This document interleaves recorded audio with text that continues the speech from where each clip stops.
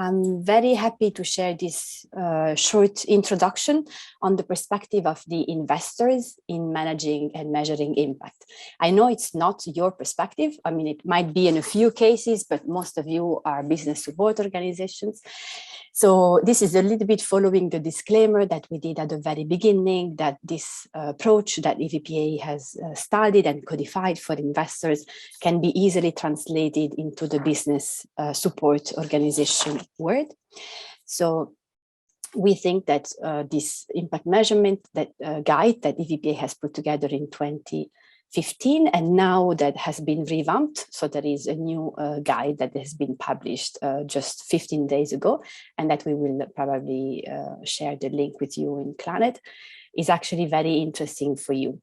So most of this content has already been shared with you, so it will be a very short introduction to leave the majority of the time for discussion. So you will be then sent into breakout room to think about challenges and key aspects of measuring impact when you are a support organization.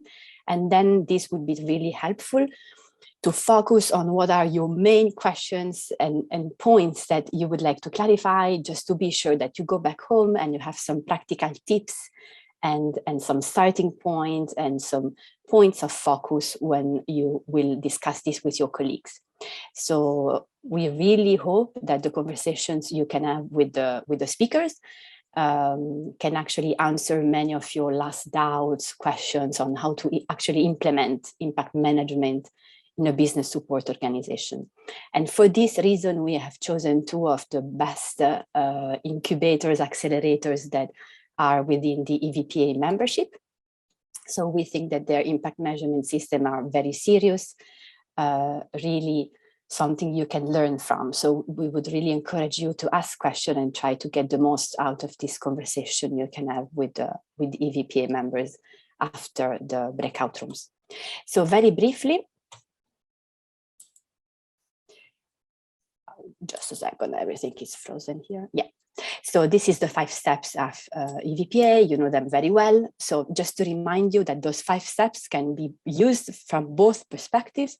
So they can be used at the social enterprise level. We have been discussing this with Adam for 2.5 days. And this last day will be reflecting on the supporting organizations that support social enterprises. So when you go through the 5 steps, from step 1, setting objectives, always keep in mind that you have to do this at the double level of the investor level, in your case, it can be program level or organization level, and then at the social enterprise level. So, and your role will be a double one. What do you assess and set and then think is relevant for you as an organization or as a program, and what you think can be relevant to be collected, supported, discussed in terms of impact data with the organizations you support. And this double level stays also when you have to analyze stakeholders, how to measure results and define indicators, as well as when you have to value, verify impact, or monitor and draft reports. So this double level of impact is very easily represented in this slide. So on the left, you have the investor business support organization perspective, which has a direct impact on the social purpose organization, social enterprise, social business, whatever type of impact organizations you support within your programs. And that organizations have themselves a direct impact on final beneficiaries. So we have been discussing with Adam how important it is to involve stakeholders, and especially to involve stakeholders that actually are experiencing or living or using services or products that are meant for them. So even if final beneficiaries might not be your direct stakeholders, it's still relevant that you find a way to collect information on what is happening in the ground. And we think that this is one of the dimensions that can be challenging, but that doesn't need to be complicated. So depending on what it's the objective of the analysis, sometimes even just asking information to the organization you support on what is happening with final beneficiaries can be enough. So it doesn't need to be too complex, but it needs to be there somehow. So those 2 levels needs to be taken into consideration. This is just a brief explanation of the non-financial support framework that EVPA has developed to support investors in our case, but that can be really helpful for business support organizations as well, to assess, value, and verify the impact that they are producing at the social enterprise level. So when we say non-financial support, will mean all those type of resources and support that is actually non-financial. So we have divided this type of support into three main categories, which is related to social impact. So whatever it is, for example, supporting social enterprises in developing a theory of change, in drafting outcome indicators, in putting together an impact report, all sorts of things that not all social enterprises are ready to do. Financial sustainability is the second aspect, which means supporting a social enterprise to draft a fundraising plan or a business plan to get some financial capacities that they don't have. And this also is quite frequent within the social business sector. And organizational resilience, which is really broader. We will see then after there is a checklist for you with all the details of whatever type of organization support you can provide an organization to make it stronger. As you can see, we have 5 steps. So EVPA loves very much to use 5 steps for its frameworks. And when we refer to VPO, it's an old wording to say venture philanthropy organization. Anyway, consider it as investor or BSO. So the idea is that you start by mapping the business support organization assets, what you have in-house, and also what you can leverage from your network or also recurring to external consultancy, for example. Assessing the needs of the social purpose organization, and there is in the EVPA guide a very nice needs assessment checklist that it's really helpful, that goes through all the main aspects that the social enterprises need to develop to become successful, from all the dimensions, from financials and also the social dimension.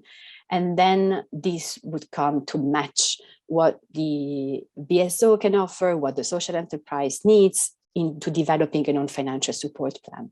This is the heart of your activity. So incubators and accelerators mostly develop non-financial support plans, but you also have a role to connect them with finance. And this is not always the case, but it's very relevant when you want to connect them with investors for impact. So all this social finance type of supply that could potentially invest into social enterprises, keep in mind how much it's relevant to have an impact measurement system in place and an idea of the non-financial support that the organization needs to continue in its positive development and scaling up, which means that investors for impact are not just finance providers, but are usually also non-financial support providers. So they are very keen to support the organizations in other ways, hands-on, opening up to their networks and supporting the organizations with their own internal personal capacity. So this is something that it's, I think, a great connection point with business support organization that usually knows the needs in terms of non-financial support of the social organizations they support. And of course, they invest when there is a solid impact measurement system. Sometimes when they are startups, they support them into developing one, but it's always easier for a social investor to consider an investment when there is a nice state of change in place with some indicators already collected. This is just a list. It's not exhaustive, but you can find this in the VPA guide on financial support that you can keep in mind when you have to think about the type of support you can offer to social purpose organizations. But I think you know that quite well already. I'm happy to answer to questions if you have any. So this non-financial support toolkit can be useful to assess your own impact towards the social enterprises you support. In the EVPA guide, there is also a long paragraph on monetization. So how to verify and value the support that you offer through a monetization exercise, which Adam have been discussing with you during the first two sessions, how to try to give a monetary value to the to the support that you offer. Finally, we have added recently this third level of impact, which is quite ambitious, but at the same time, it's part of many of our social investors' impact measurement frameworks. And you will see also that the two organizations that we share their impact measurement system after our breakout rooms have quite a focus on system change. So for organizations that work in the impact sector, more and more there is the need to understand what type of impact they have within broader scenarios, which is ecosystem scenario. So think about it mainly thinking about geographies. So for example, in countries of regions where there is not a mature impact ecosystem, one of the ambitions of a business support organization or a social investor can be to support the development of this local ecosystem through partnerships, for example, with the public sector, with more traditional players, to really try to make them include impact considerations into their activities. And integrating a system change lens, the two things very often go hands in hands, which means thinking about the root causes of the societal issues, and then imagining what is a more complex analysis of how to solve this specific social issue and what type of contribution can be given by the organization itself. This is, of course, broad scenarios, much more complex to measure. So we have to keep a difference between what is possible to measure in a more rigorous way and what can be part of more broader analysis with less complex probably analysis behind. But still, this is something we wanted to mention for you because it can be a third leg of an impact measurement system that has this broader vision, and impact organizations tend to be keen in exploring what can be in terms of what can be done in terms of collaborations, and actually also raising awareness, developing partnership for visibility, for example. And in that sense, the objective of solving a specific societal issue, for example, in a certain geographies, cannot be done by one organization alone, usually. And so this is the need for collaboration. Could you explain with an example what is the difference between 1 and 2? Yes, the truth is that it's not a totally different approach. I think the two combines. So the first one, the idea is, when we have described it, is to link it more to a specific country or region. So when you want to build an impact ecosystem, so you think about the demand side, the supply side, intermediaries, and you try to bring on board organizations that can contribute to building the market. The system change lens has an approach that is more oriented to the societal solution of a specific problem. So, for example, an organization that is one of our members, I Care, they wanted to eradicate a specific disease. It's called sleeping sickness in Uganda. So it was in a specific region, a specific problem. They had a strategy and they developed a system change approach by developing partnerships and working with other actors and not stopping just with their project. They were successful. They were also producing financial returns for veterinarians on the ground. So everything was nice, but their social goal was not met. So they continued to invest until they managed to eradicate the social problem. So this was a success in terms of system change. I hope it clarifies, but it's not that there is a black and white. It's just the two different ways of looking at the same type of approach, which is broadening out the scope. But could you share the link? Oh, yeah, okay, Fran has shared the link. So this was just a very brief introduction. We can discuss about those different levels for ages, and we hope that you will enjoy to do it for some time together, divided into groups. So unless you have questions, feel free to just speak or drop them in the chat. I would go into briefly showing to you what we think the burning topics. So we have been discussing this all through those sessions. So we think more or less you are kind of familiar now with the topic. But now, before going into the exercise, which is just a reflection exercise between you, we would ask you to keep in mind those main points. So when developing an impact measurement system from a business support organization, the main topics you have to keep in mind is theory of change, how to develop it, is this the right tool for your organization? And this theory of change should potentially include goal and impact objectives, both at the organization level and for the social enterprises that you support. So keeping up the two levels of change that you would like to see as a consequence of your activities. Stakeholders involvement, same thing, think about outcome level of changes. So dimension that is really linked to outcomes, thinking about the two levels, so organizational level and then the organizations that you support. Same thing for identifying indicators and then thinking about this financial, in your case, it's just non-financial support. So how to provide it effectively and how to value it. Aggregation of impact at portfolio level, we have been discussing this really for long. There are some ways to aggregate impact at the whole organization level, but sometimes it doesn't make any sense. So this is another item that has to be taken into consideration.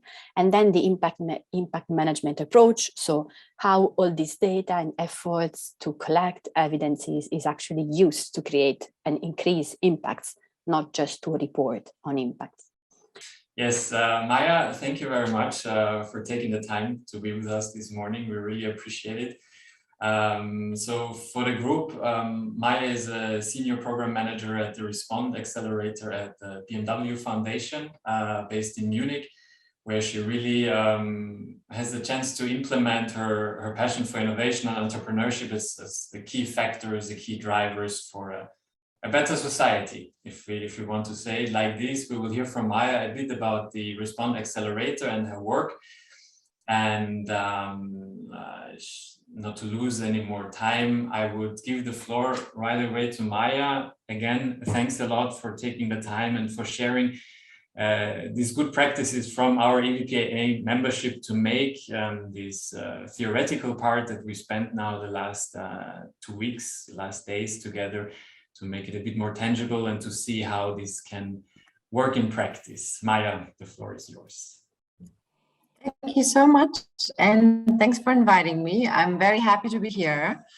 I just quickly want to have a quick round of introduction, but before I do that, how many of you have already heard about the Respond Accelerator? Is it something that's familiar to you, or maybe just a quick raise of hands if somebody has already heard about it, so I know where we are standing.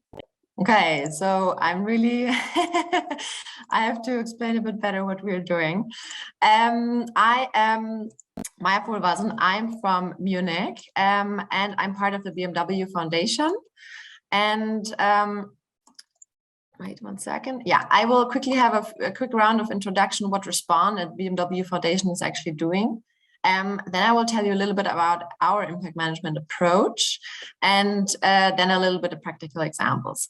What I wish for this session is to really be incredibly, interactive in terms of we are at the Respond Accelerator right now at a phase where we are thinking about how to build up this framework. So I will not be able to provide you with a fully fledged framework right now, but I will want to use this session as, also feedback and ideas from your side on how we are evolving our framework.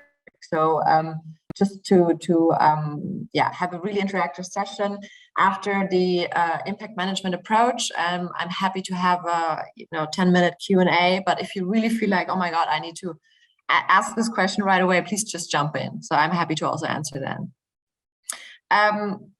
So yeah, my background is actually in physics and economics, but then I, after having a 4-year career in consulting, I joined the BMW Foundation last year.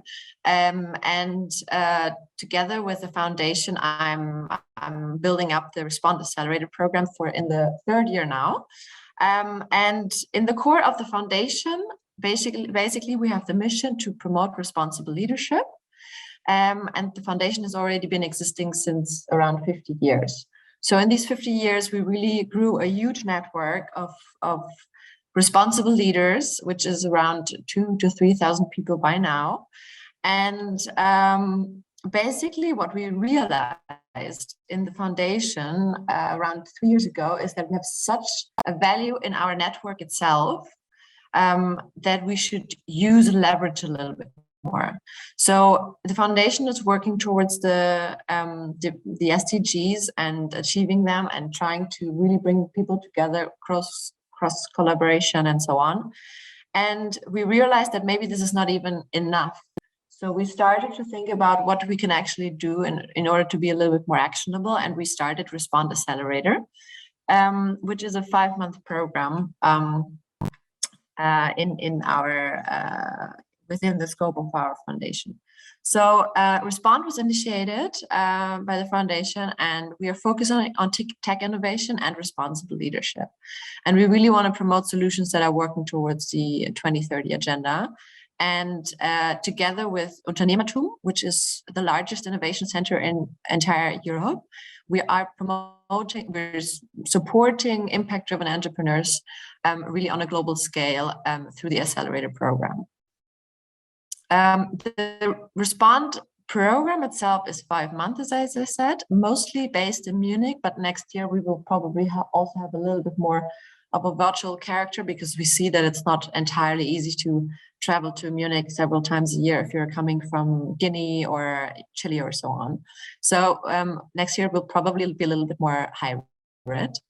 And as I mentioned, we really focus on responsible leadership, which is also, I would say, more or less our USP, together with impact and business. So last year, we were focusing on 3 areas of innovation, just to give you an idea. So we said, okay, we would like to have startups in our program. In total, there are 10 startups only. And they should come from either future of work, which is, trying to accelerate work environments and the role of human labor, which are incredibly transforming these days, I have a feeling. The second one is sustainable urbanization. So really trying to build sustainable cities and built environments and so on and so forth. And the third one was responsible economy, which is, to be fair, a very, very broad term. And there you have a lot of topics from circular economy to production, consumption, so on and so forth. So that's really a very broad scope, and actually also most of our startups ended up in this category. So just to give you an idea of the cohort that we had in 2021, it was very diverse in terms of topics. And maybe you've heard of some of them because some were already winning awards and so on, but maybe haven't. We had startups from really all over the world, from Guinea to, I have to say, of course, a lot of German startups as well, France, Hungary, Belgium, Chile, and so on. And they were in very different industries. So we had a social food franchise from Africa. We had a recycling, the build sector startup. We had a really interesting startup that is sending satellites to the orbit to monitor water resources on Earth. We also had a digital inclusion startup that is trying to provide digital access for impaired people, for people who have Parkinson's or other impairments, for example. Then we have actually had 2 startups that were involved in trying to solve the plastic crisis. So one startup was trying to dissolve plastic, and the other startup, Traceless, was actually inventing new forms of packaging, which are not plastic, but plastic alternatives that are biodegradable and made by food waste.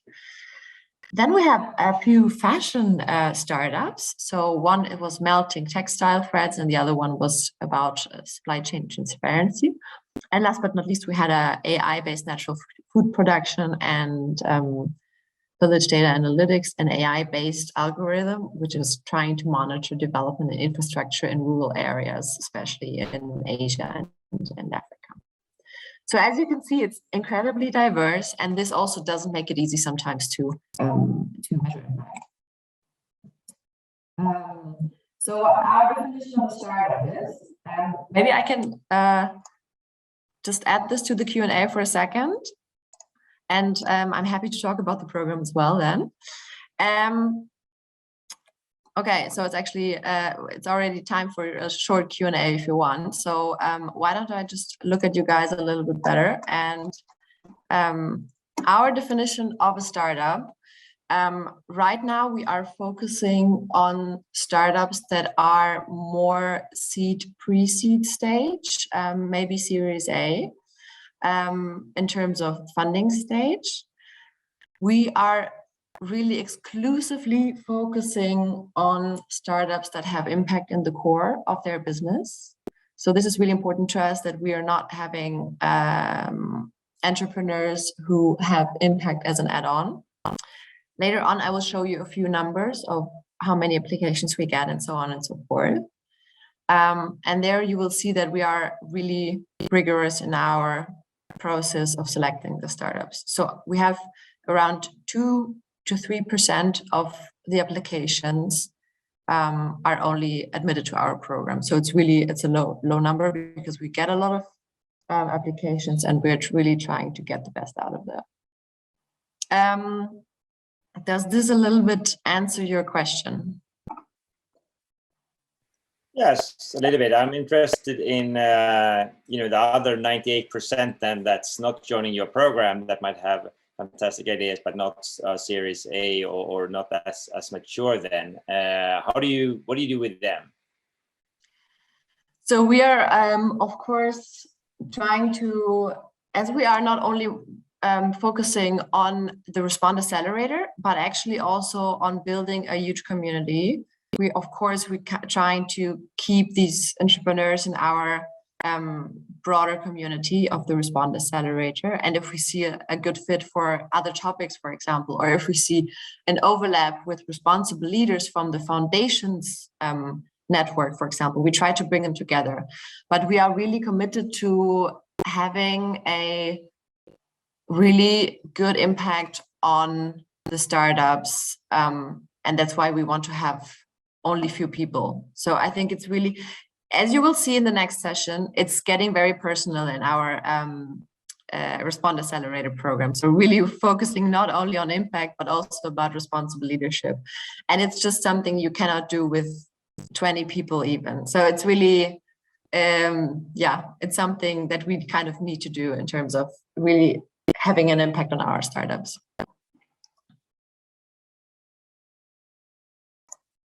There is another question from Anna, who asks, how do startups articulate their impact in the application? That's a really good question. So we have, we're actually just now, because we're launching our new application phase in January, we're just going through our application form, and we're always thinking also in terms of impact measurement, which questions can we already put in the form in order to really have already data at the very beginning. So in order for them to articulate their impact, we are asking for how they measure their impact and how their business model, their sustainable business model reflects impact in terms of social, business, and ecological aspects. So we have like 3 additional questions. They are not really that quantitative. So we're asking for metrics, but they can also just answer in text, because to be honest, a lot of startups that are seed or even pre-seed series, they don't yet have the right metrics in place, and that's why they're also coming to us. So it's it would be a wishful thinking if they would already have a fully fledged idea of what their impact is. So we're leaving it a little bit open, but we see that through our very thorough analysis, we can really understand if they're having an impact or not. We are also having sessions with them, pitching sessions and so on, where we really have a good feeling of do they really have an impact. Thank you. And then I would say last question for this section from Jana. Did you integrate responsible leadership as part of the program, or do you have different programs for that specifically? We did, and we're very happy about that. And I will go into that in a few seconds, because it is, to be honest, a little bit the add-on that we have at the Respond Accelerator. We are more than an impact accelerator. And I will go through that in a second. Okay, so yeah, I would go ahead. Yes, because I think now we go to the core of the presentation. Exactly. Okay, so in our view, we have 3 levers of impact as Respond. So the first impact is the impact of our startups, of our portfolio on planet and people, which of course, first and foremost, it's their impact, but we're supporting them in trying to figure out what their impact is and so on. So it's also a lever for us. The second column is the impact that we have on our entrepreneurs through our program, through Respond and so on. And the third one is the impact on the ecosystem that we perceive. Now I would like to kind of jump with you right into all these 3 levers and give you a short idea of what we understand in terms of our impact. So the first one is, as I mentioned, the portfolio's impact, and how do we support them? We support them first and foremost through our impact modules. So we have a really amazing coach that is from the IMP, and she's teaching our startups in group, but also one-to-one sessions, trying to pin down their impact, their individual impact. The second one is, as I mentioned, the impact that we have through our Respond Accelerator program. And the third one is, as we are not only an accelerator program, but Respond is also a platform, or it's developing to be a platform to interact with other stakeholders on events and so on and so forth. We also do see our impact on the greater ecosystem. So for the first one, maybe I will quickly show you our very high level modules, our sprints that we have in our accelerator program. So the first one is about opportunity. The second sprint is about challenge. And the third one, we're talking about how to scale up. And then in the fourth one, we are trying to pin down the perspective and the way ahead for the startups.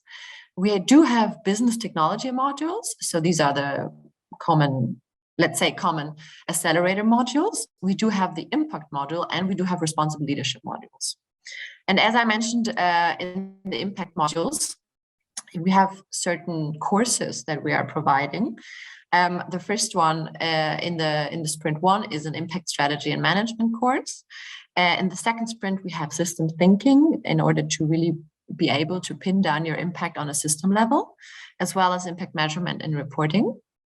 In the third one, we're focusing on scaling impact businesses and just additional courses in system thinking and office hours. And in the fourth one, we're talking about how to contribute to your SDGs. I have to admit that SDGs is not a primary focus in our accelerator program. So we are trying to always connect the dots to the SDGs, but we're mainly working with the IMP framework. Within these sessions, we do, or our amazing coach is doing a lot with the startups, but of course, first and foremost, trying to pin down their impact on these different levels that I'm sure all of you know quite well. So discussing what the impact is, who's impacted, how much is the impact, what's the enterprise contribution, and what's the risk. So this is what has been done in our impact modules. And the second one is the impact that we have on our entrepreneurs.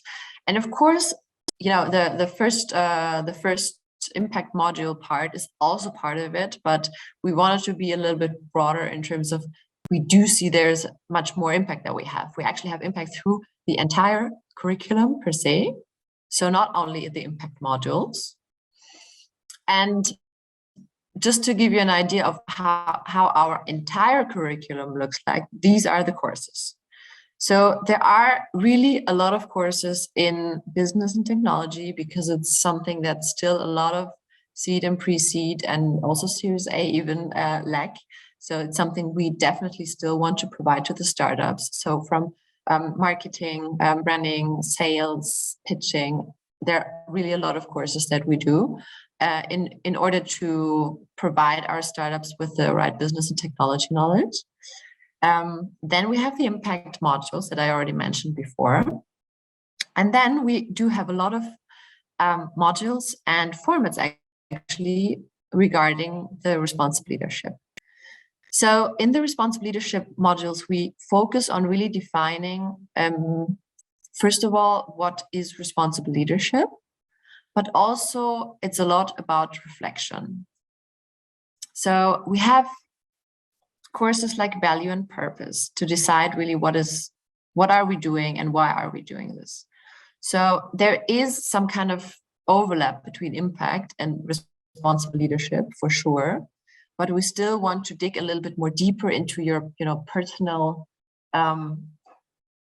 personal idea of your purpose and why are you doing it, what's your motivation, and so on. So we have a lot of sessions also about mindfulness.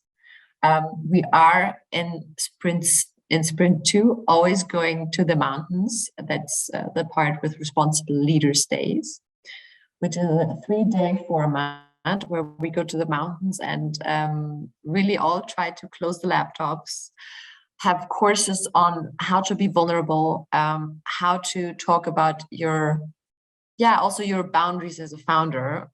Because to be honest, there's so many great founders out there, but there's so little where they can talk about their issues, the issues of their team. They have such pressure and so on and so forth. So we really want to open up a 3-day space in the mountains with nice surroundings, where people could talk about their actual challenges on a very personal level. And these responsive leaders days, I think they are a key element of our program. They are incredibly community building because people are just opening up to other people, and this is really trust building. And then we're trying to, take this energy from these events and take it to the sprint 3 and 4 and beyond. So we got the feedback that our startup groups are really, they really grew a community, which is, very trust-based and so on. And we think it's because of the responsive leader days and the formats that we provide here.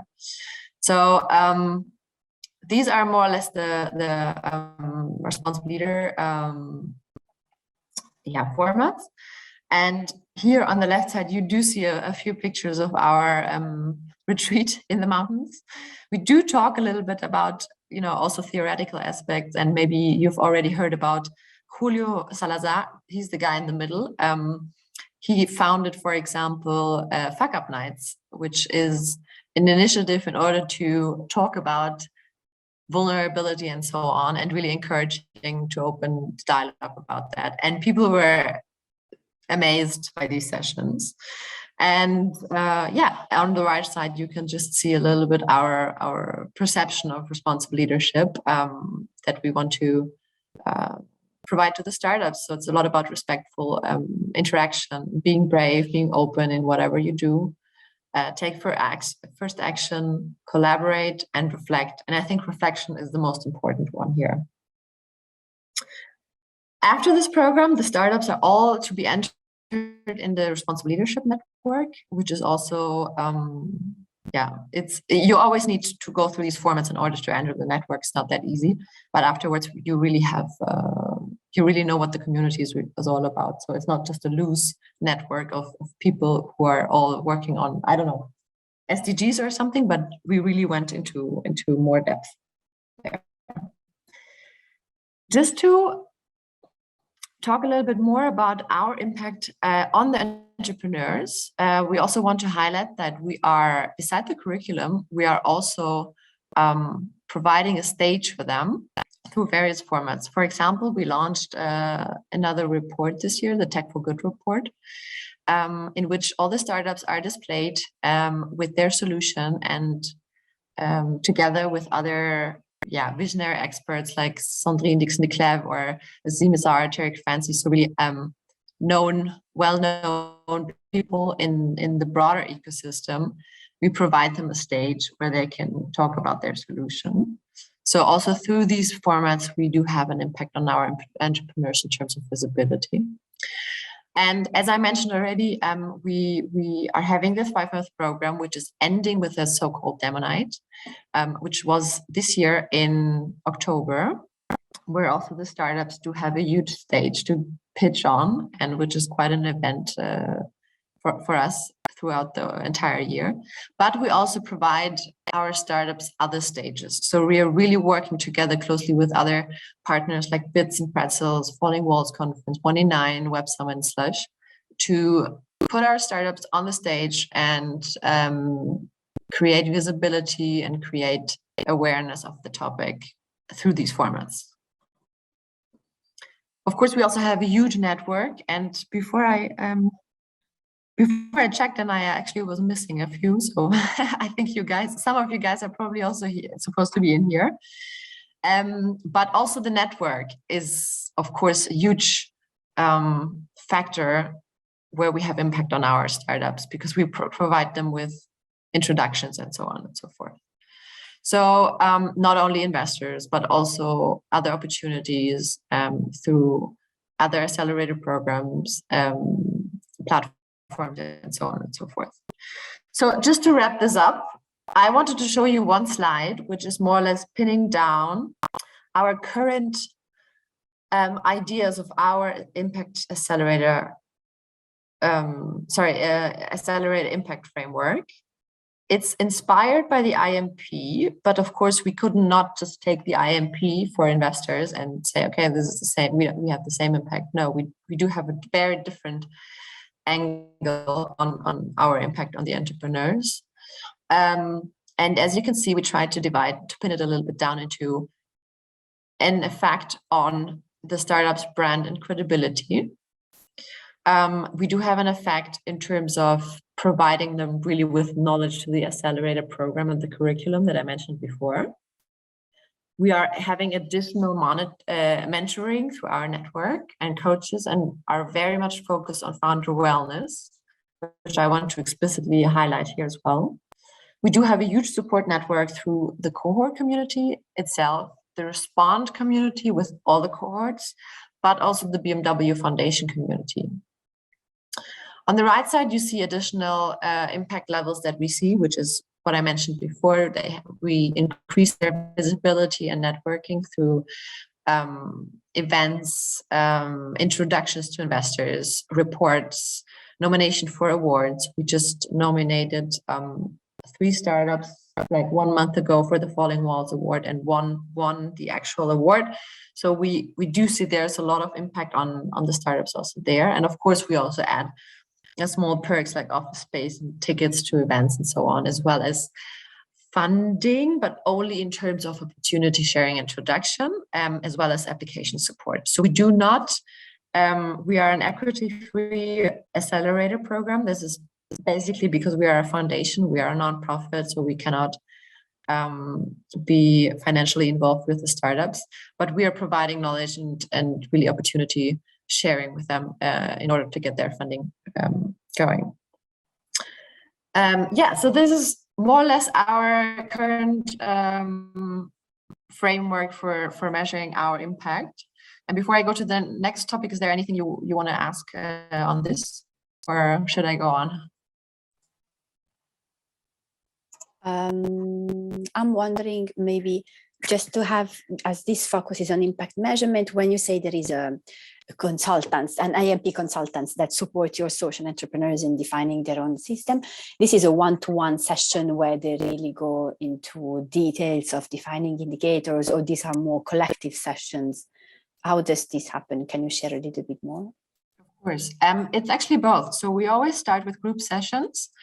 For example, when our coach is teaching about the IMP framework, for example, it's something that we can do in a group session, but we're always providing the possibility for one-on-one sessions. And whenever we have the feeling, like let's say in sprint 1, we have the feeling, okay, the startups want to have more more interaction on a one-on-one level, we also sometimes change our curriculum to really to get the most outcome, the best outcome for the startups in that respect. So it's really dynamic, and we want to take everything into account that the startups need, and not only have like a stringent program, but after every session, we're getting feedback from the startups, and we're trying to work with that feedback. Thank you. I see Jana, she has her hand raised. Please, Jana, go ahead. Yeah, thank you for the presentation. I just have one question on really the measurement part. How do you, because we talked about this a lot in the last modules on measuring contribution and attribution of other stakeholders. Is there a strategy how you go about really looking at what's your contribution to the impact? Thank you. Yes, so this is, so right now we are measuring certain KPIs, and I will talk about them a little bit later. But right now, in order to develop a fully fledged framework with KPIs that we can monitor regularly, that's something that we are still working on right now. So since the beginning, we started to collect some data in order to pin down basic KPIs, but the really, you know, the impact measurement in terms of an advanced impact measurement is something that we are currently working on right now, and I will show you a few slides later on. Thank you very much. Let's go ahead, because so that we have another 5 minutes at the end. Yeah. Okay, so just lastly, the impact on our ecosystem. And I think, to be honest, you know, the impact that we have on our entrepreneurs and the impact that we have on our ecosystem are sometimes not very well divided. So there are also a lot of overlap. But for example, just to give you an idea, we are at the Bits and Pretzels, we are a strategic partner for impact. And we do have the second biggest stage at the Bits and Pretzels conference for 2 years in a row now, after the main stage itself, because we really see that there's such an influx and interest in the topic, even at rather mainstream technology conferences. And we see that there's also an effect that we are having through these interactions, through these commitments at events, on the broader ecosystem, even on people that are maybe not so much involved in these topics. And just to give you a quick idea, or just a recap a little bit, when I went to Bits and Pretzels 2 years ago, that was the moment I first heard about the BMW Foundation and Respond. So also for me, I was working in consulting before. It was actually really the first point of contact that I had with the foundation and Respond. So I'm a good example of, you know, somebody in the ecosystem, or the broader ecosystem actually, that is influenced to these interactions. Of course, we're also trying through the Respond days to reach a little bit more a greater community. As I mentioned before, the demo day or the demo night is part of the Respond days. But this year we also had a second day where we were all where we were more focused on trying to provide a stage for other stakeholders, maybe even stakeholders that are not so much involved in the discussion yet, in order to bring everybody on board. And we do have a lot of partnerships, and you can see that on the right side, for example, where we are really on a lot of events and so on, positioning our topics. Yeah, this was our high-level overview of our impact on very different levels, or wherever we have touch points with the impact topic. So do you have any questions for that, or should I go on into some more practical examples?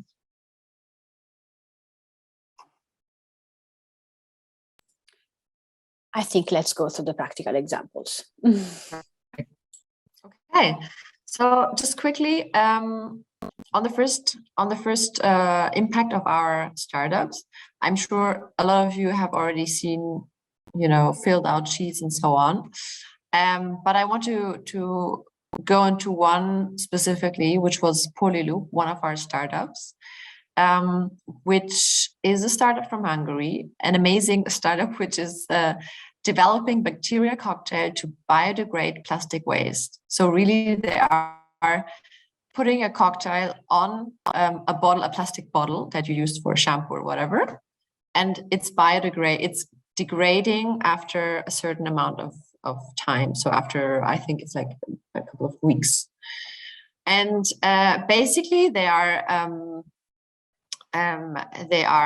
using specific enzymes and so on in order to get this plastic waste reduced. And there are 2 female founders that are currently operating mostly in Europe, but also trying to extend on a certain level. And they, for example, they filled out this impact measurement sheet where they said, okay, our outcome basically is the decarbonization of plastic and end of life solutions. So they really want to fix the carbon that we took out, turning it into biomass. They said they have a huge positive outcome, and it's actually a very important outcome. And I think all of us understand why. So if you're able to really just dissolve plastic from scratch, I think it's an incredible outcome that you have. And it's also an important one because we all know that the plastic crisis is currently not being stopped, but more enhanced. They do see that they have actually an impact on the entire planet. But they also said that as we are focusing on higher income countries right now, this shouldn't be the end of it. We also want to really go into other local communities in other regions, because actually there the problem is way worse. I think in Germany, for example, it's incredibly well. We have a good system compared to other areas of the world, but at some point they also would serve underserved stakeholders. The scale is basically large. The deep change is also there because we all know how if it's not only about making plastic diminish a little bit, but really solving it completely, it's a real deep change. In terms of the timeline, they will need medium term, because it's nothing you can do in one day, but it's also something that doesn't need an entire year to dissolve. So it's a little bit like mid-term impact they have. The enterprise contribution is likely better, and the risk is technically as well medium, because it is still a chemical product, and it needs a lot of education to really ensure that it's properly used. So this was just an example. Probably one of our coaches could have gone a little bit more in depth with you through this sheet, but it's just to give you an idea what we do with the startups. The second and third level, and this is when I come back to your question that you had before, is something we're currently only measuring with certain KPIs. So we are looking at the number of applications that we receive, and also our funnel. So how many interviews we have, how many pitch events and cohorts. This is more in order to make sure that we have a thorough process, and in order to show that we are really taking it serious with the impact of the startups at the end of the day. So it's not only you can apply and if you have a nice business model, then you're in. No, it's really a thorough process. And to be honest, we already received so much good feedback for our cohort in terms of having a really good application process and selection process. So finally, like a few investors are sometimes, or have already said to us that they kind of trust us. Like if somebody's coming from Respond, they know that there's been a good due diligence. And that's of course something we want to continue doing. And it's also really shows that we are working on or we want to help startups that do have a huge impact, but also a sustainable business model in terms of, is this still a sustainable business model in 10 years and so on? Is this really solving a complex problem that is more of a systemic problem than maybe just a minor problem? So we also have a lot of startups from outside of Europe. And as you can see, we have like 10 startups, and together we have like, I think 7 lead coaches and 33 program coaches. So it's a good ratio of, coaches to startups. And also the number of coaching hours in total is relatively high. So there's a question. So let me. Yes, the question is from Anna, and she asks, do you have any impact reporting requirements towards startups after the program? So everything so far is on a voluntary basis. We are, after every sprint, we are collecting feedback in terms of KPIs, but also qualitative feedback in order to better track the process. But it's still on a voluntary basis because we don't want anybody to feel like obliged to do this. I think in the future, and that's more of a, in 1 or 2 years approach, we would really like to have a platform in order for startups to just, type in their data. That would be ideal because then we can just track it way better. So then we have some startup KPIs. For example, we also collect the total funding numbers, how many startups were founded in the time after 2017. How many of them already generate revenues, and how many jobs were actually created through our program. Of course, we also track the awards they win, because it's also a really good indicator of how well a startup is perceived in either other ecosystems or the specific impact ecosystems.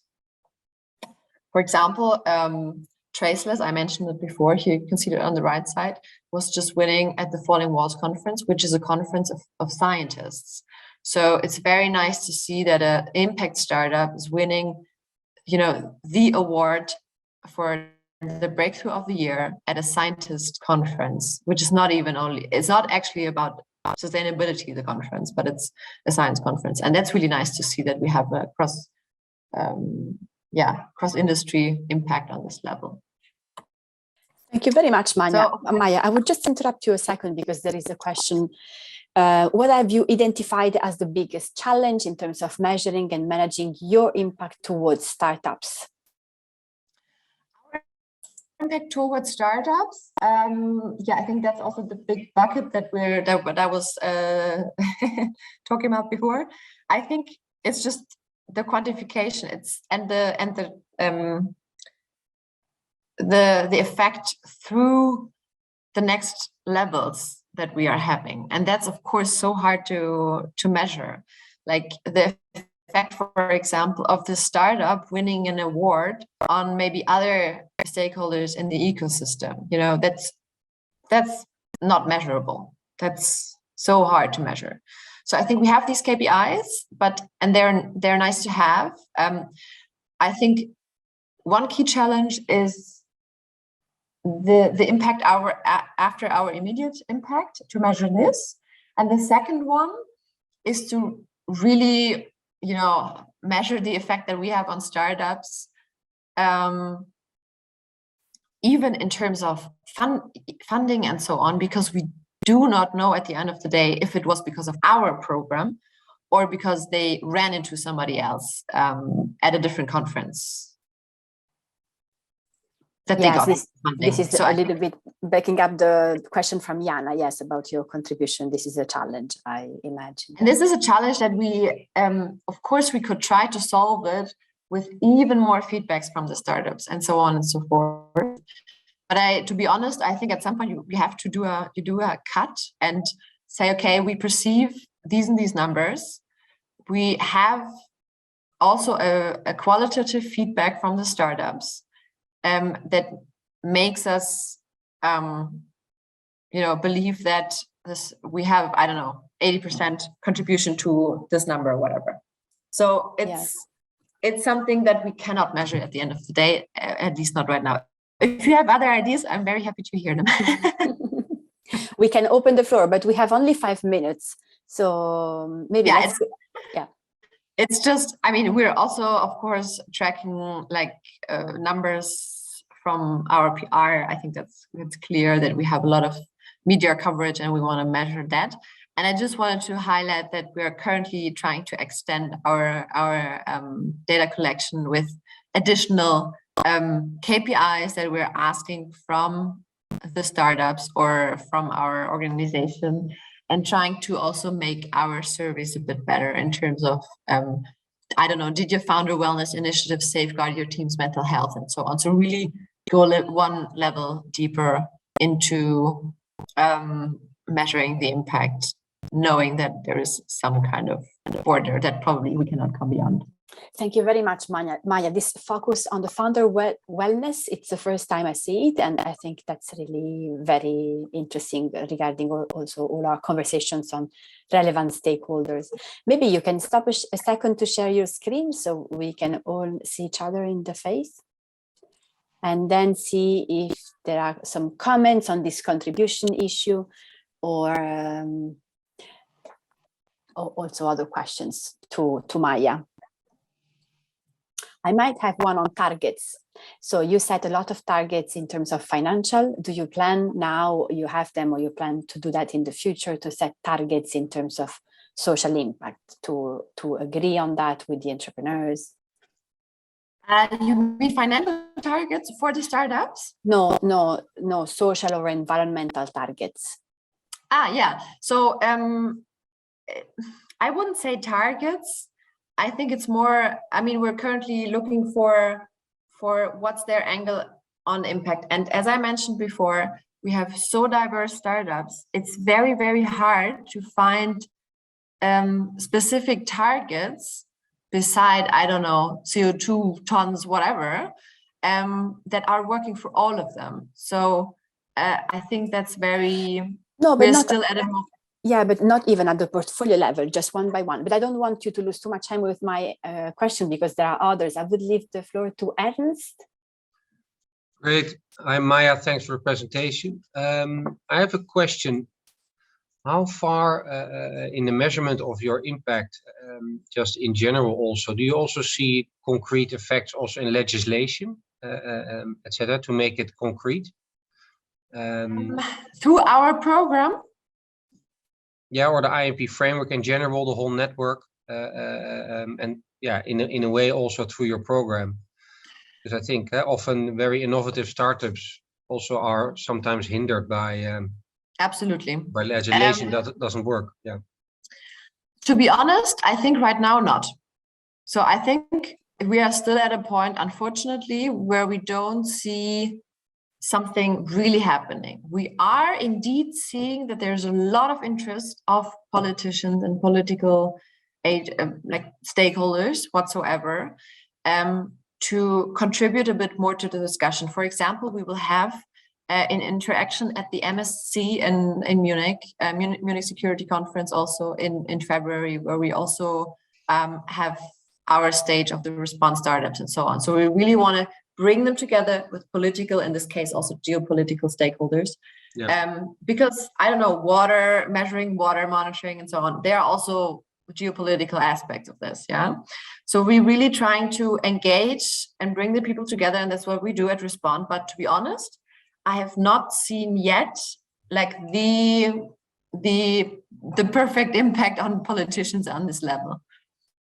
Okay. And it's a shame. It's a shame, but maybe it's also like unfortunately is a process that's a bit slow. I do think the entire ecosystem has definitely contributed also to our new German legislation and so on. So, but I think for me personally, we're also quite young, so we are still trying to get there, to be honest. Okay. Thanks.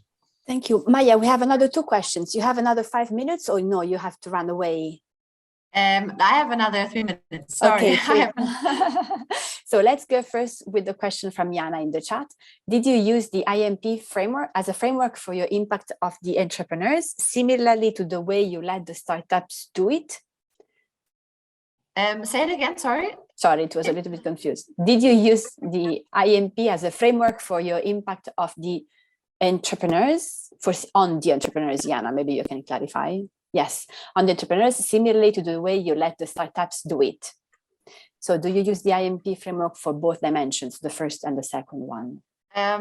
So what we do is we're using more the IMP framework in terms of this matrix that I showed you with the what, who, and so on for the startups.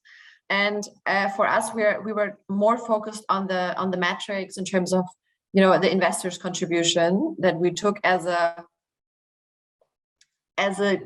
guideline of how to approach our impact. And that's what you saw on the slide with all the categories, which was you know, when we were talking about signaling that it matters, or engaging, and so on. And these are already dimensions that we all know. We're trying to take it into our context. So yes, we did, but in a different approach, because the startup accelerator is essentially completely different than the startup. Thank you very much. Final question, very quick one from Jesper. There is never a final quick question for me. I'm sorry.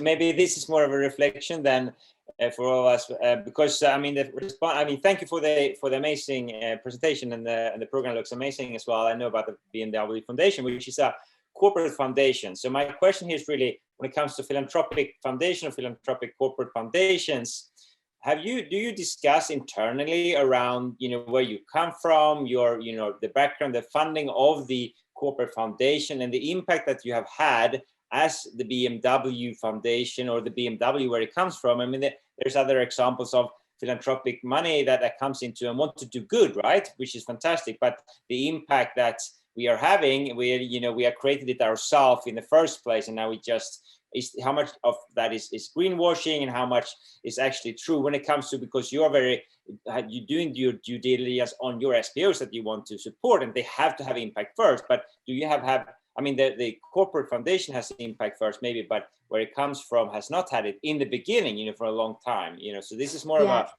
yes, but maybe just to summarize, because Maya really has to go, maybe is there some influence the Respond Accelerator is having on the BMW Corporation, which might be a little bit ambitious, but we know there has been exchanges at the corporate level now. So maybe just a word on this. Absolutely, yes. I have to say the influence is not both-sided, and I really want to highlight this here, because we are an independent foundation. Yes, we are connected to the BMW group, but we are very, very independent of what we do. And we also last year, or this year, we actually published a also critical report about mobility, for example, just to give you an idea that we are not, you know, trying to serve anyone's interest in terms of the group. But interestingly, we have a huge effect on the group, not to be underestimated, because we are a lot of times setting the tone for, you know, what's necessary right now, and so on. So I'm very happy about this kind of imbalance, so that we don't get too many topics from BMW, but we get a lot of topics to BMW, because that's also a part of our system change and impact on the ecosystem. But yeah, we are really relatively independent from BMW Group. Thank you very much, Maya. Maya, thank you also for these last 4 minutes that we stole to your schedule. Feel free to go. Thank you very much. It was really very much interesting. Thank you all so much. And please stay tuned. In January, we're opening applications, 17th of January, for the new cohort. And please recommend whoever to join our program if you think it could be a right fit. I'm looking forward to see a lot of applications. I'm very happy to welcome Sofia Shaginian from Nastaletschikaya Menon in Russia. So she will present our second example to see how impact measurement and management can be applied in practice, really.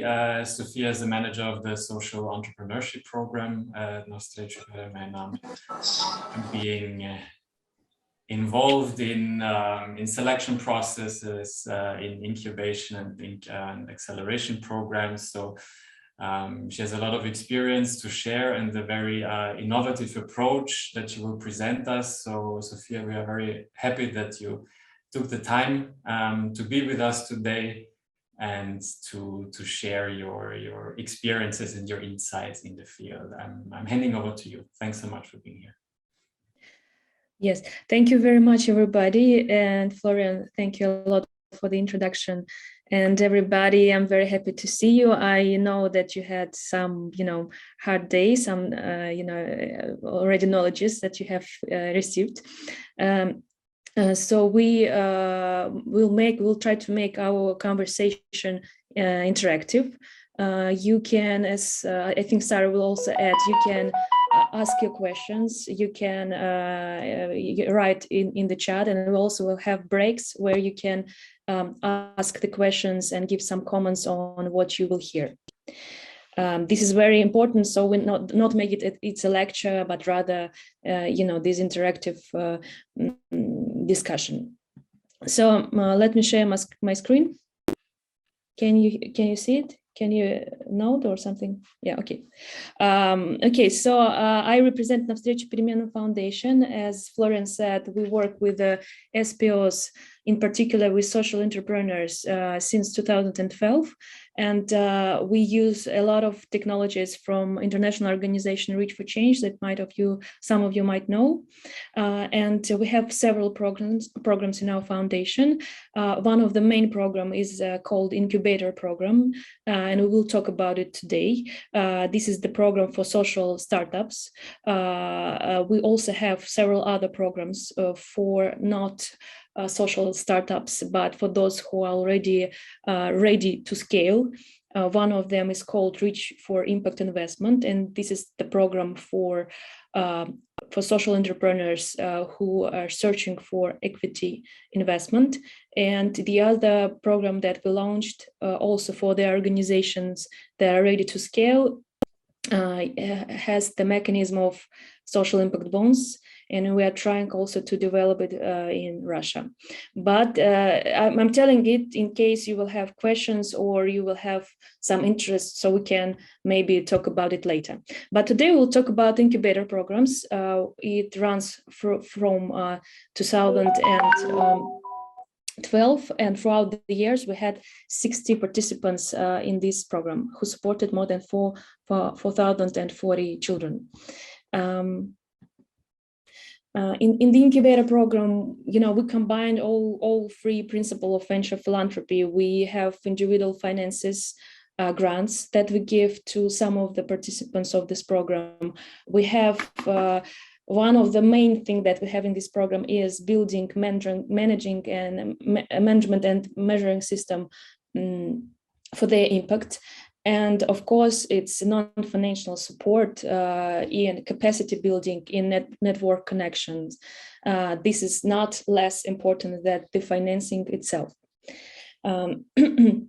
So today I will talk about how we build management and measurement system of impact in our foundation and for our participants. And to start the conversation, I just want to show you probably for you very simple slide with the basic theory of change that you see here. And I just want to make sure that the terms we understand, simultaneously, some terms. So the outcomes for us that we will talk about today in the presentation are the changes, the positive changes that took place after our intervention. But the impact is part of the changes that happened due to your intervention, and you can prove it. This is important to understand and to divide because as you might know, for example, in Russia, we have very different understanding of different terms. So that is important to have the same understanding before going further. For the incubator program, we have our theory of change. You can see here on the slide. And today we will not talk about problem, resources, activities, outputs. We will talk about the outcomes, short and long term, and we'll talk about how to measure them. So for us, we build our theory of change, and we'll talk today about the theory of change built around children and SPOs, about two categories of participants, of how to say in English, beneficiaries, right, that we have for us. And so for our SPOs, let's consider what we have. The short-term outcomes that we have for our SPOs is strengthening their organizational capabilities. That means that we want them to be more operationally and financially sustainable. In the long-term outcome, we want them to survive, and we want them to scale. And for both of these outcomes, we of course have very detailed, set of indicators and measurement system. For children, the main thing that we can, have as an organization that doesn't work directly with children is understanding how the lives of children were improved, changed, and protected. And we can understand it only through our social entrepreneurs who work directly with them. And we will talk about it today as well. So let's start by talking about the measurement and managing system that is built on SPOs, social purpose organizations.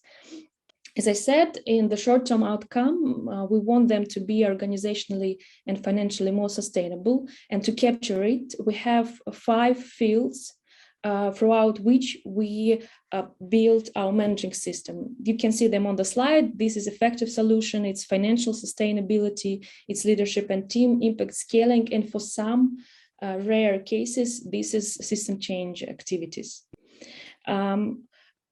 Through each of these areas, we have certain milestones set that capture how the dynamic of the organization is working. For example, for financial sustainability, this could be the milestones like sales are tested, financial plan is in place, and so on. As an indicator that this grows, this dynamic is happening, we have the percentage of milestones that is achieved by the end of the period. And here on the right side, you see this web diagram, and the pink line you see is the initial amount of milestones that is set around each of the area. By the dark blue line, you see the planned target that is set by the organization. And the blue line you see is the actual results received by the end of the period. And I see some questions in the chat. I don't see them actually. No, don't worry. I'm taking care of it. This is just Adam commenting that he loves this development tracker. Okay, I'm sorry. Adam, yes, he's a lead trainer for Social Value International that was explaining concept during 2 sessions, and this tracker is componing all the elements that he was discussing about. This is it. Don't worry. Go ahead. Okay, Sarah, thank you. And I just expect you to interrupt me for the questions, right? I don't worry about the chat. Exactly. Don't worry. I'll take care of the chat. Yes, cool.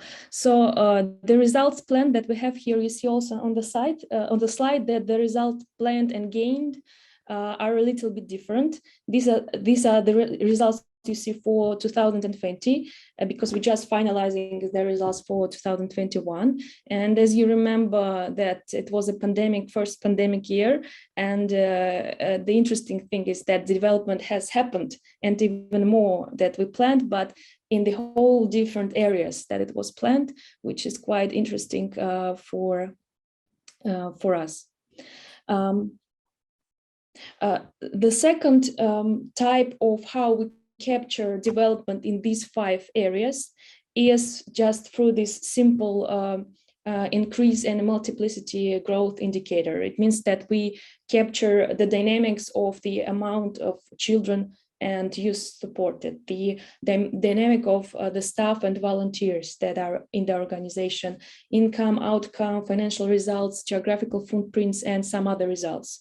It's very hard to set results beforehand on this growth indicator because they very depend on what set of the group we have. We don't have as many people in our group, as you could expect. We have from 10 to 20 participants during an incubator each year. But historically, we noticed that there would be growth in the amount of children supported at least in 2 times. And there is always, of course, growth in the amount of staff that is in the project. And this is, of course, not for the organization that just started from the idea point.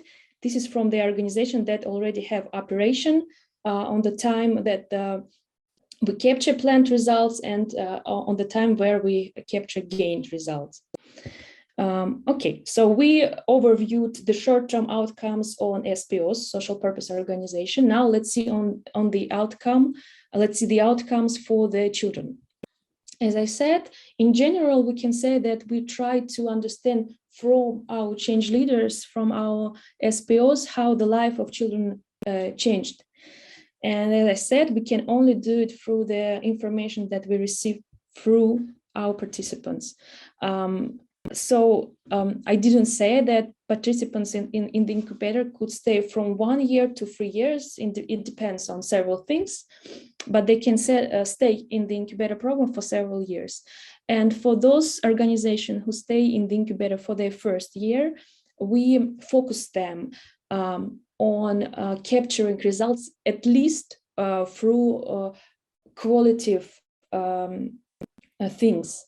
For us, this is the theory, the impact stories that they write about how the life of children changed. It means that if they cannot have yet quantitative results, they at least should provide us qualitative. They write these impact stories. To write these impact stories, they have to make certain interviews. This story has certain structure and they are guided through it. You see some results here on the slide. I will not repeat them. For those participants who participate on their second and third year, we not only expect these stories, we also expect some quantitative results. And we have special forms where we gather it. So it's not only the theory of change itself. This is the indicator results, planned and gained. And for some of the cases, the initial results that they also capture. Can I go further, or it's time to make a break for questions? Sarah? I'm wondering if there are questions, because you have been sharing a lot of information. Maybe I have a question for you, which is, can you tell us a little bit more when you say you actually assess the impact scaling of organizations? What are the different milestones that you can agree, yes, with social business, for example? So what type of milestones, are represented into different points? Yes, I want to say here that impact scaling is also the area that is not relevant for all the participants. As you might understand, working with social entrepreneurs, it's not as rare as system change activities, but it's also quite rare. And the types of milestones there could be the amount on if the change leader have overviewed the scaling strategies, if sorry, my English is just working. I'm trying to translate. If the measurement system is in place for scaling, is the financial and operational system of the organization is ready for scaling. For example, this type of milestones. Because I remember there were milestones also related to developing a theory of change, develop outcome indicators, all type of achievement that were considered in the evolution, let's say, of organizations within developing their own impact measurement system. Sorry, Sarah, I didn't understand the question itself. Sorry, I remember that in some of the milestones of the impact were, for example, develop a theory of change, develop outcome indicators, very concrete actions that you expect organizations to do. Exactly. In effective solution, you have okay, it doesn't stay with the scaling then, it stays in the effective solution. Yeah, exactly. So in effective solution, we have set of milestones that refer to their impact system, to their solution in terms of the impact of the solution, right? And in impact scaling, this is about scaling. Okay, sorry. Yes, it was to clarify this. Don't worry. Yes, so I understand. Elements into the effective solutions are impact related. Absolutely, scaling is impact related. They not all of them are impact related directly, but we just call it impact scaling because it's not just scaling; it's scaling of the impact. Thank you very much. So I don't know if this is clear to everyone, but this is the way that Reach for Change and I will never be able to pronounce the name of your foundation. Sophia, I'm sorry. I'm trying since many months. Have found in order to assess some progresses at portfolio level. So they are not combining outcome indicators that don't have much meaning one to the other, but they actually assess about improvements. So how many organizations have met their target? What is the progress of this organization towards the target that have been set up and negotiated with each social entrepreneur? So it's at the same time tailor-based, so really one-to-one, determined in the relation with the entrepreneur, but at the same time, it has this portfolio vision. This is, we think, very interesting. Thank you very much. Thank you a lot. And if anyone else has questions, I will be happy to answer, because I just feel that I'm just talking. So please free to ask them. I have the feeling our participants are exhausted at the end of this fourth session, even if it's the most fun session after all. But maybe you can go ahead and yes, I just encourage you to please interrupt. You can just pause me and it's fine, because it's very, very important that you understand. So you have a question from Adam. Please, Adam, go ahead. Hi, Sophia. I was the one annoying people by putting posts in the chat. I just think that what you're doing is really great, and we've seen with Reach for Change, you know, it comes across as being, this is a real, it comes across as being really simple, and I know it's not. But I guess my question is, you know, how have you worked with the SPOs? You know, have you faced resistance from them? Have they bought into this? Have you had to force them to do it? A bit of a meandering big question. That's a very good question. All this system that we have for our incubator is built on the individual work with each SPOs. And in general, incubator program, it's very, very individual. So it takes actually a lot of resources of the program manager to guide the change leader through this system. I'll talk about it if I have time also in the end of the discussion.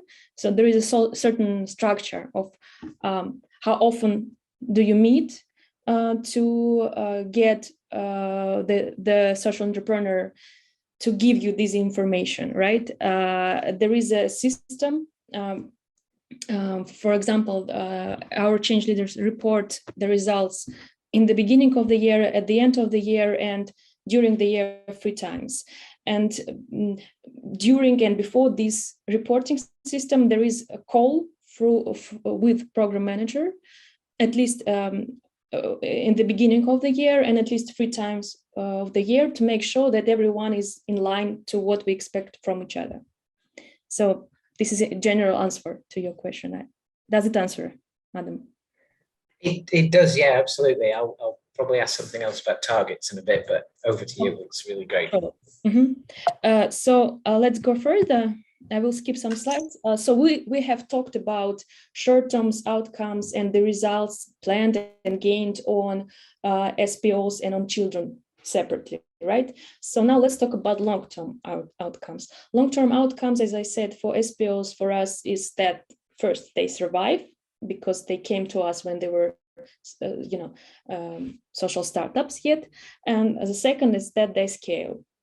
We understand social startups more widely that some of you might understand. For us, social startups that come to the organizations, idea stage, concept stage, and those who started operation recently up to 3 years. I know that some of you in Impact Hub, for example, have some different understanding, so this is important to tell from my side. And here you see the results. It's also 2020, it's not reviewed in this year yet.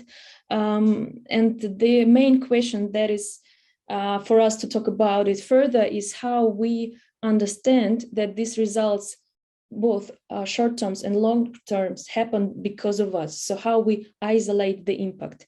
This is very important.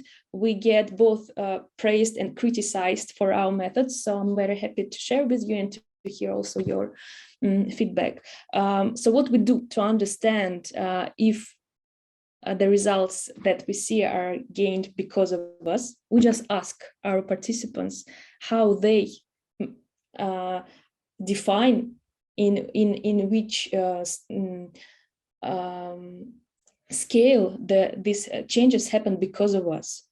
And if we move to the short-term results, we see that, for example, 90% of the participants report that they would develop less without the support of the incubator. And here we have these divisions, yes, on the stages. For example, 10% think that they would develop the same. Some of more than 50% think that they would have stopped operation and would develop far less or significantly less. You can see it on the slide, I will not repeat. And we do such assessment on each of the key changes in the key areas that you remember. So effective solution, financial sustainability, leadership and team. For each of these areas, we ask how our participant estimate in which contribution was made by our organization. For long-term results, we do the same thing. We also ask them in what contribution has the Reach for Change made to lead to these results. Sorry, my English is very interesting today. Also, to isolate this English, we carry out interviews. We, of course, have this anonymous service system that we also carry out several times a year. We, of course, try to make competitive analysis. But I want to tell you that the results are so different and there are not so many good researchers that are suitable for us, that by now this system that I talked to you about by isolation, the impact is the balance that we find of the amount of resources that we have to put in it and the results that we get out of it. So by now we stayed on this system, but we understand that we need to develop it further. I have the slide here on how the system of tracking these impact measurement and management results is built in our organization for this individual support. Yes, so for example, in the beginning of the year, we have this strategic session where we set or review theory of change, and it could take up to many hours, like 5, for example, in some cases 10. We then establish or help to establish indicators, more help than establish, of course. We work about the strategy as established that is also, of course, connected with the theory of change. We ask to submit and review these impact stories on children that I talked about 3 times a year. We capture organizational development, as I said to Adam at the beginning, at the end of the year, and revise 3 times a year. And we ask our alumni questions about their development 1 time in 2 years. So this is the main things that are practical things that I wanted to tell you about how we do it in Russia. And I'll be very happy to answer your question and maybe lead through details. Yes, and maybe Sophia, you can stop just a second to share your screen so we can see who is. Yes, Angelica, please go ahead with your question. Thank you, Sophia. Seems very impressive, but easy also to understand your impact measurement system. I wonder, in terms of especially measuring the alumni impact of the long-term type of measurements, how do you keep everyone so engaged? Do you have a term, after a certain amount of time, do you transform your participants into alumni, or do you keep on supporting them? How do you handle that relationship? I would say that, thank you, Angelica, for the question. That's also a very good one. I would say that we're not satisfied with how we work with the community and with the alumni support by now, because we put all our focus, I would say, in this individual work that we have right now with the incubators, with the incubator participants. But because we had this individual and close work and support with our participants, when they become alumni, even without this huge amount of building this system and how to say community, they still answer, they still respond. We've been together from 1 to 3 years, so it's quite close connections already. So it helps us to keep these relationships. Yeah, the relationship. But we are still not. But I want to say that we're still not satisfied. We understand that we need to build the system of having this community. Thanks. Thank you very much. Are there other questions from the audience? Anna, please go ahead. Yeah, thank you, Sophia, for the presentation. I guess also lack of so many questions because you have been so clear and it all sounds very logic.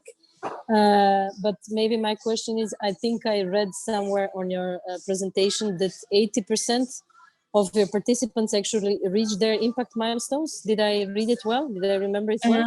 Yes, this is the set results, the intended results. Yeah. So during the incubation program, right? During the first year. Did I understand it well? Yes, during that year that he is in the program. And okay, so it's sorry, go on. No, go on, Anna. Yeah, I just wonder, because this is a very high number, and without the intention of pointing to the 20 that have not, can you just maybe briefly explain, do you engage them additionally? Do you focus on why didn't they reach their milestones? And are those people and teams that drop off anyway in every generation? Is it something that you count on, or with the teams that just simply don't achieve their milestones? And do you do anything else to engage them more or support them more so they can, I don't know, be more efficient in what they do?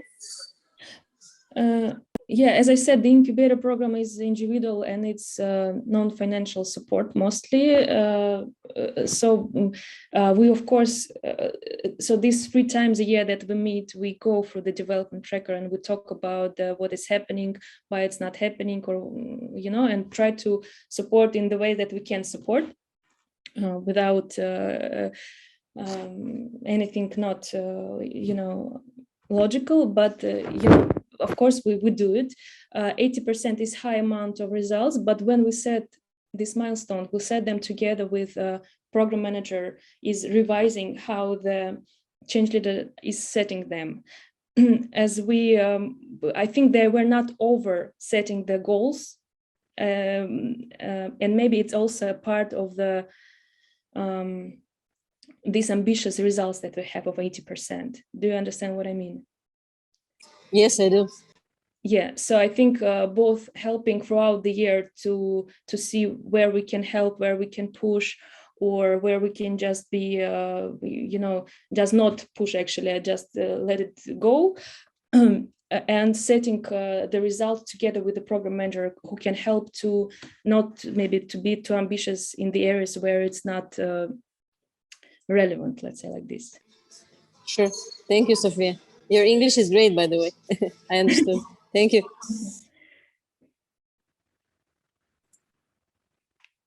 Thank you very much. Maybe we can go ahead with the last chunk of the presentation, and then we have another. You would be fine like this. Sarah, actually, I said everything that I wanted. Okay, great. So Yeah. I have a question for you. That's why I was trying to make stops during the presentations. No, I appreciate that it was not a huge number of slides actually, but I think it's good. We can talk more about the outputs or the problem of the activities, but I think that if participants are very tired, I'm not sure that it's a good idea. No, I think that your example is so inspiring. So just to clarify, you will find in Clannad also a Reach for Change report that was published in 2019, where you have also a detailed explanation of this development tracker, so even more detailed than what you find in Sophia's slides. And maybe we can have a last comment on this contribution dimension. So the one that you very honestly, you were saying, I don't know if there is also a part that we want to reach this 80%, and so that we set targets that we think are achievable for social entrepreneurs. So you also have a role when you are kind of ambitious, that you push entrepreneurs to exceed their targets in some of these aspects, and if so, which is the dimension you try to push them harder? With pushing, it's very interesting because the style of our foundation, it's not that much about pushing, to be honest. We're very, very individual, but where we do kind of push, it's not pushing, it's the obligatory thing that the change leader has to make, is to provide us the outcome results. So if they don't provide us, that is where we return them to that. That is the obligatory part. This is the part of terms that we have made, and please provide us the results. This is where we can actually push. In other aspects, it's not the pushing. Pushing is not working. It's suggestion. It's working. It will never happen without the motivation from the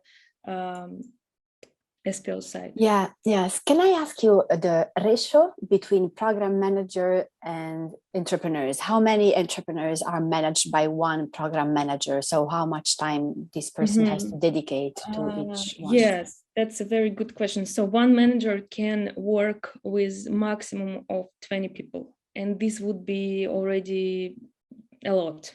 So more than 20 people for one manager a year is not that easy, let's say. Does this number resonate with the others' experience, you that are in the room?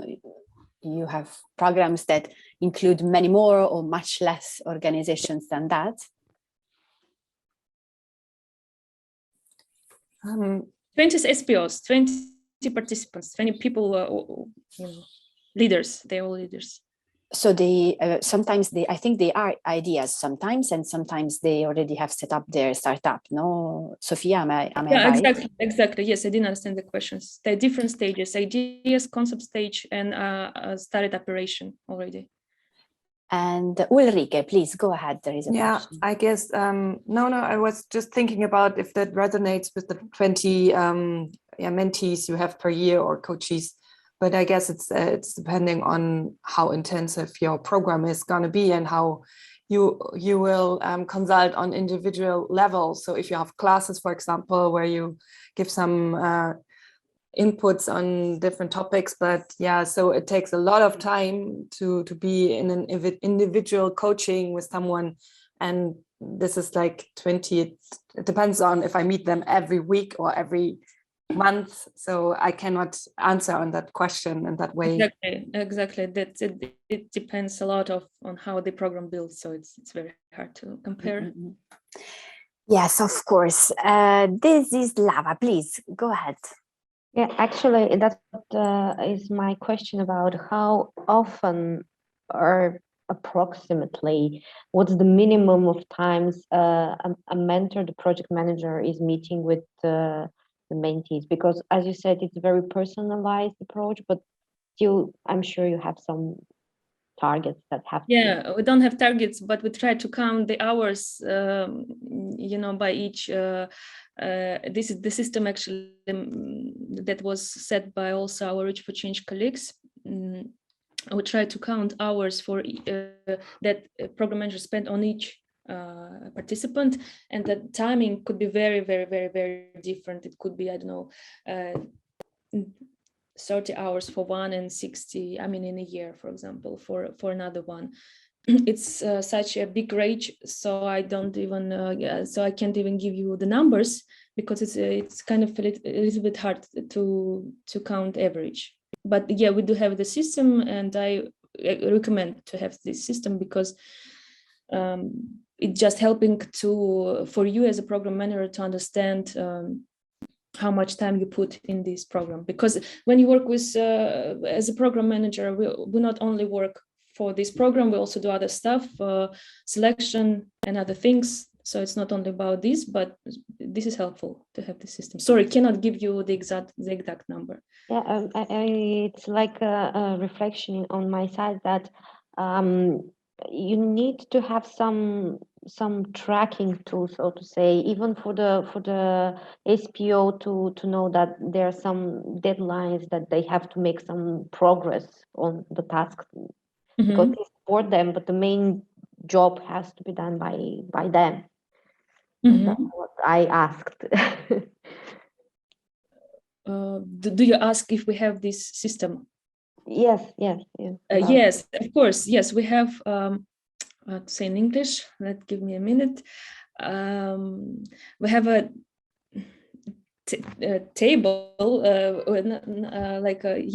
where they reporting system, where they report the amount of time that I told you about on the slide. So it's beginning of the year, end of the year, and 3 times a year. We have the deadline, the deadlines that are set at the beginning of the year, and we have a program manager who is reminding about these results. This is not automatic push-ups that they receive. It's still managed by the program manager. It can be more be more autonomous, but right now it's running by program manager. But of course, the system, the deadlines, everything is set, everything is reviewed during the year. I remember Reach for Change was using an Excel file to do this collection of instruments. It's not Excel, it's more like a Google document. Yes, and we are now trying to build a little bit more sophisticated structured platform. Yes. Yeah. And I think I just the last question, Sophia, and we'll let you go, but to discuss about the burden on social entrepreneurs. That was a little bit the Adam's question from before, and this is Lara also asking now. You have some incentives to make them participate. You found, because we know there is some cultural resistance sometimes from entrepreneurs to spend all this time into accessing data. Of course, the more they go into the process, the more they understand also the value of this, also for the business.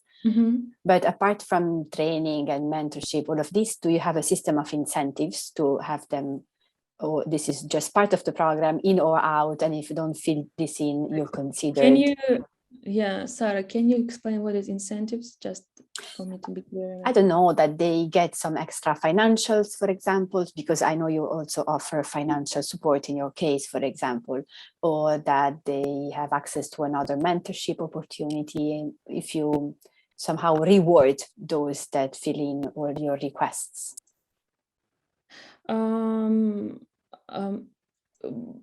By these things, I would say no, not additional financial support for the fact that they report. definitely no, but at the end of the year, we make up decisions on if we reinvest in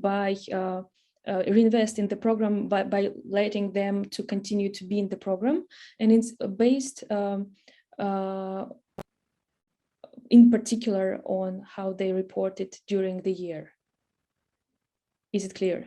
Yes, yes, it is. So this is, you consider this as a fundamental part. It's not something that they can No, skip. absolutely. It's not something that we can skip, but at the same time, as we have this very individual approach, very kind of individual relationship with a person while he is in the program. This is also a lot of resources of the program manager to be polite, to be to be reminding and staying polite in this system. So that's some pushing and reminding there is. Yeah. I have to, yeah. Thank you very much. Unless Adam has other comments, no, that's fine. So that was really super clear, Sophia. Thank you very much. A nice guidance for all our participants. We are always happy to host you. Thank you. Very much. If you want to stay with us, you're totally welcome to do so. But if you want to go, we also are totally understand. We will have just a final brief feedback discussion on all these learnings. So thank you very much. Thank you.